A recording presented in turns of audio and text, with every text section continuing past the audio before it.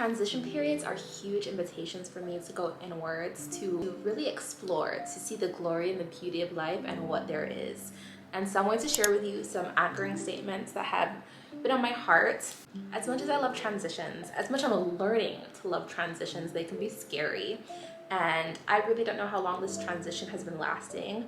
And as I've been going through it the past couple months, there have been certain statements that will pop up that bring me peace in times that I might have probably spiraled. And I'll talk about spiraling in a different video. I use many different methods and techniques. About a year ago, I would say I would spiral really bad, and my spirals would come on new moons. New moons were when the spirals, it was spiral dates, and my body knew it. I didn't have to ask if it was a new moon. My body just knew, and she kicked in. But through practices such as journaling and meditation, I've really been able to come back to my center, to ground myself. And today I wanted to share with you my anchor statements through this transitional period of life. Because it is scary. Why do I feel like tears are coming out? I haven't cried in a long time.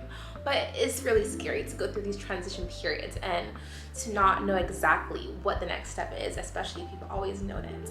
So these have really been bringing me some peace, and I hope they bring you peace too. Why are we crying, y'all? Why are we crying? I got my journal here. This is actually my last day on my journal. I've been journaling a lot. I started this thing called Morning Pages, which I will share in a different video.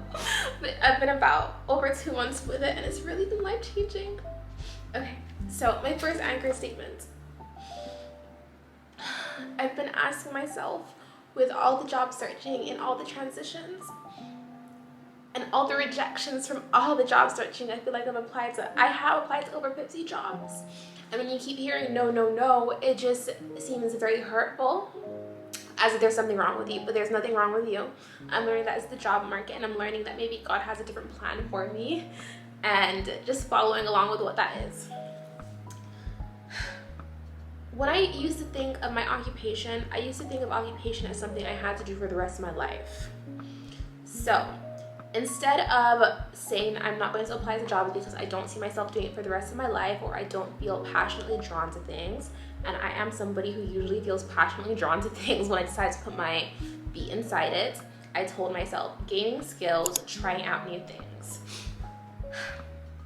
When you don't know, when you don't feel passionately drawn to something, give yourself the space to gain skills and try out new things.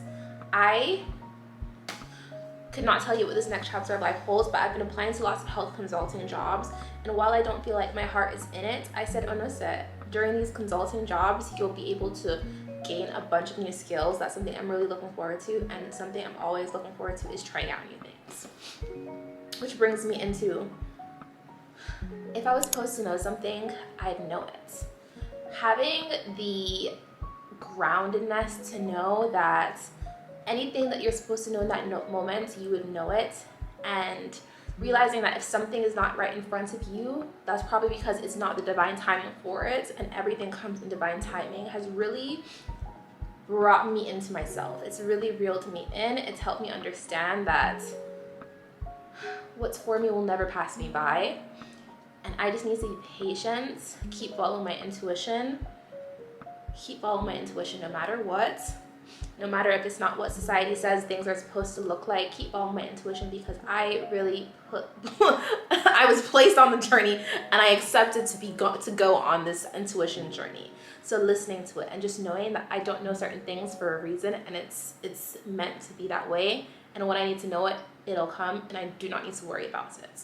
As someone who usually feels an attachment to certain things, or usually ends up embarking on projects because I'm super passionate about it.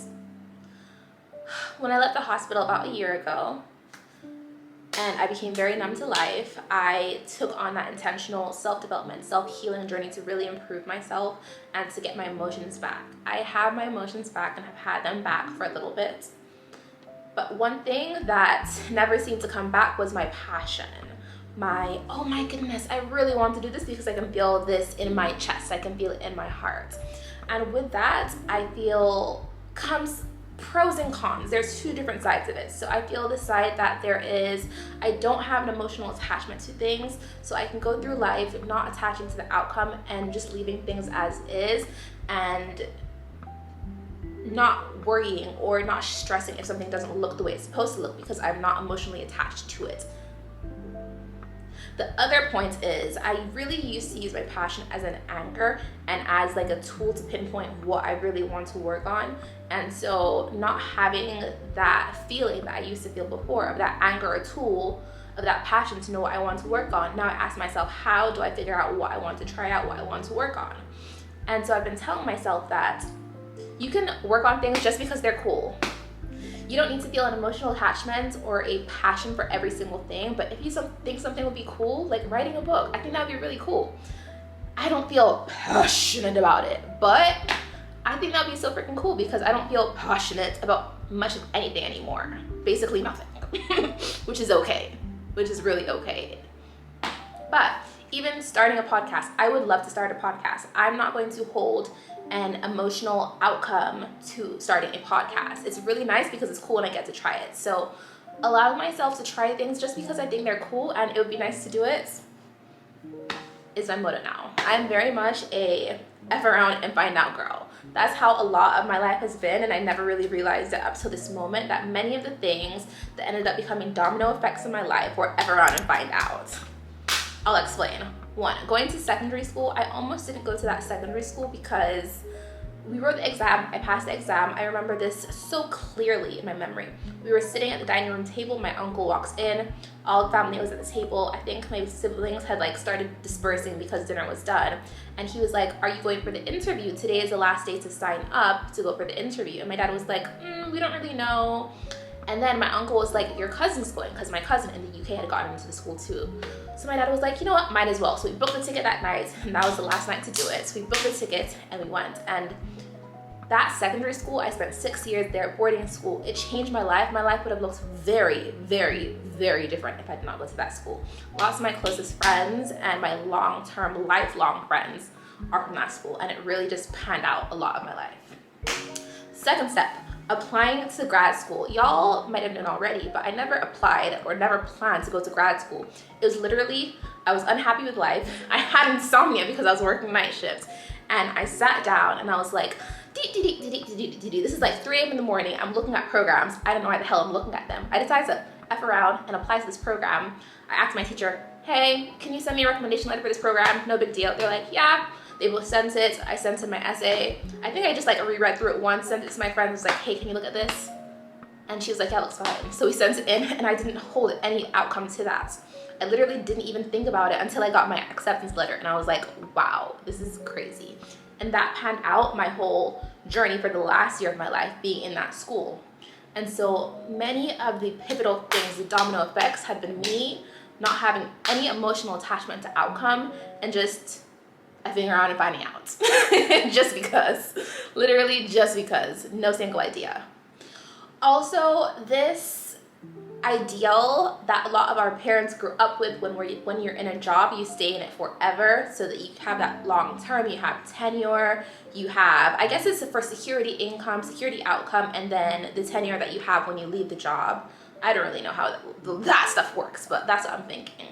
And so basically, they end up staying in jobs that sometimes they may like, sometimes they may feel no emotional attachment to. That happens. And I'm taking a second to acknowledge that this generation, so Gen Z and then a little bit of millennials, we are more in the workforce saying we're here for passion, and as much as we like to drive and climb the corporate ladder, which was what many of our parents were taught in those generations, was to climb the corporate ladder and make money. Also noting that lots of them had kids and they needed to provide income for their kids. But as we're seeing now, people are getting married, I guess, much older or much later, and they're realizing that they don't need to stay in jobs for money. If they have the opportunity right now to leave the job and do something that fulfills them, they're able to do that. And I just want to say this comes with a little bit of privilege. If you don't have a family that you need to feed at this moment and you know you can leave your job, then you have the opportunity to do that. But that is privilege on top of it. I'm learning that with this journey, right now, as I'm job searching, I can get into a job, and if it's not the job I want, I can leave. If it's not the salary I want, I can spend a couple months there till I find the salary and or the job or career that is with the company that I like, before I go over to that. But it's really just deciding where I want to put my energy and what kind of energy I want to put inside, and I don't need to stay in it for any longer than I need to stay in it. Knowing that when I make a decision, yeah, they say you're supposed to see your decisions through, but like if I'm not resonating with that, I can go, and that's okay. With all the rejections of job searching, it has me thinking, what about creating your own business? Instead of leaving your fate in the hands of other people, why not put it in your own hands?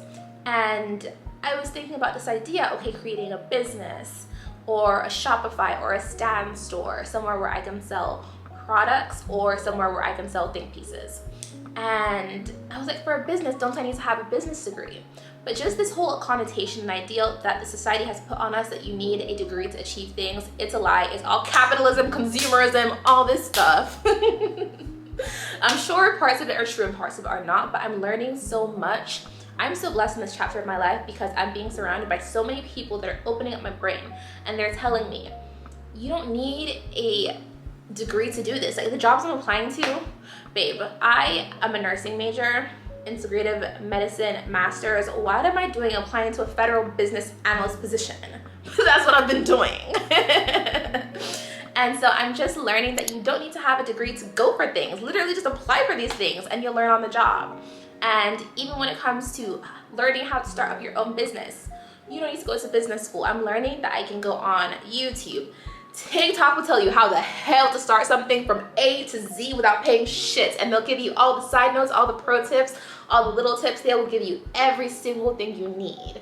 So knowing that there are all these free sources online and you don't even need to pay for a course. Because let me tell you the secret about courses. Courses are packaged and they're done on human psychology. So basically, the fact that everything is in one section and you know that everything is lettered out A to Z is there. It's very convenient for you to just click on it. It can tell you like how long the program runs and it'll tell you what each chapter is. And also because there's a price range on it, you think it has more value. But I'm learning from a lot of the creators that a lot of the things they package and they sell, yeah, it's amazing income to them, but they're able to do it based on human psychology. When things have a price, people think those prices make them even more valuable. They think there's more value because there's a higher price tag on them, and so they're going to go ahead and buy them. But if you realize a lot of the things they're talking about in these courses, they actually talk about in like free webinars that they talk about on YouTube, they'll talk about on their TikTok, on their Instagram. They're giving all this information out for free. The only difference is that it's packaged and has a price tag on it, and humans like that because they think they're getting more. But in reality, if you study all their videos, you are getting the same amount of information. I just broke the bank with that one because I'm still going to go create my own stand store, and I'm going to share everything I share for free, and people are going to buy it because it has a price tag on it and it's packaged conveniently for them. As a psychology girl, you gotta use it for your advantage, for the good of all, and the harm of none. Also with my stand store, let's read this one. It says, don't start, you don't need to have all, it says just start. You don't need to have all the steps. So when it comes to whether you want to be a content creator and you think you need a camera, you think you need a microphone, you think you need the biggest tripod, blah, blah, blah, blah, blah. Firstly, you don't need all this equipment. Start with what you have. You have literally everything you need, you have everything you think you need. You have everything you need to start. As the business progresses, as your content creation progresses, as whatever the hell you're doing progresses, you may pick up more things, but with what you have, juice the hell out of it. Juice the hell out of it. That's what, I learned this from a dance teacher before. This is a Hollywood dance teacher. They said, before you decide to come to Hollywood to come take Hollywood classes, juice every single dance class in your area. Take all the classes, make connections with all the teachers, juice everything before you come to Hollywood. That's what they were saying, because you think you're coming somewhere else with a big name to get more things when you could have learned these things one-on-one on a smaller scale with people who are actually caring for you and getting all these skills where you have things now instead of going to something else. It's basically the same thing as you're watering your grass now and the grass is looking greener on the other side, but you need to water your own grass so that you stop looking at the other side. You have everything you need. Just like when they'd be like, You're always looking at other people's things, what other people have going, but you have something in front of you. You need to start learning to be content with what you have and using the resources you have, because you have so many, but you just don't realize. So really putting things in perspective of what you have.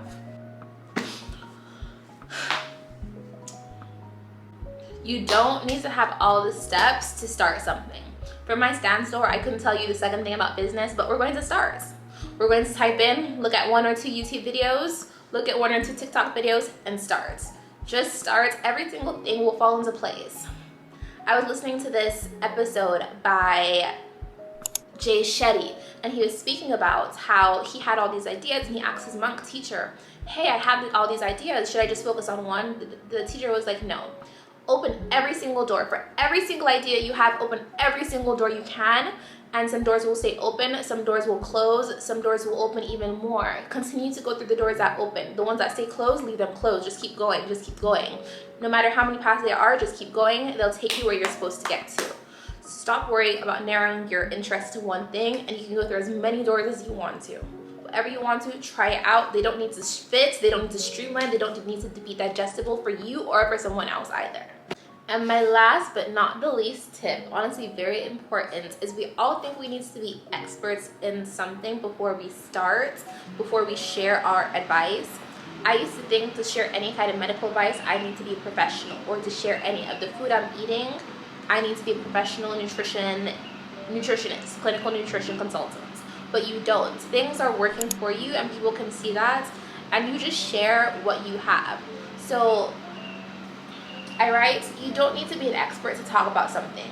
Share what works for you, and then you can give them a disclaimer. If you don't like not being an expert, just give them a disclaimer. Hey, I want to talk about confidence. I'm not a confident expert, but here are some things that work for me. Because more than often, people just want to hear what works for you. You look like them, you validate their experience, what has helped you, instead of going to professionals who, anything else. So if there's anything you want to share, if you love making certain recipes, but you don't consider yourself a recipe maker, sit down and say, hey, here are the recipes that work for me. Here are the exercises that work for me. I don't have my degree in gym or what they call exercise science, but this is what works for me and I want to share it. That's really important. So many people are stopping themselves from sharing what matters to them because they think they need to be a professional in the field. But babes, you have so much passion, you know so much, even though you don't think you do. Share what works for you, and if it really bothers you, just say, hey, I'm not professional in this field, but this is what works for me, and go ahead and share it. So you're doing nobody any harm, and you're making yourself happier, and you're helping other people in the process. All right, babies. This was a hell of a talk. I actually didn't even plan to talk to YouTube this morning, but we were doing our writing. I was listening to a YouTube video. It really inspired me. It's been inspiring me since I started listening to it yesterday. It is 2 hours. This is what it is. It's Grace Beverly sharing her journey. And I got so many ideas from it. And so there's so many things I'm planning on implementing from it. So if you haven't watched it, go watch it. It's absolutely amazing, life-changing. And I can't wait to see y'all in another episode. Stay safe. Make sure you hit like, subscribe, and share. And I love you. You're doing great. Take every day one day at a time, and be thankful for where your feet stand and for waking up and for being healthy, happy, and safe. And I love you. Bye.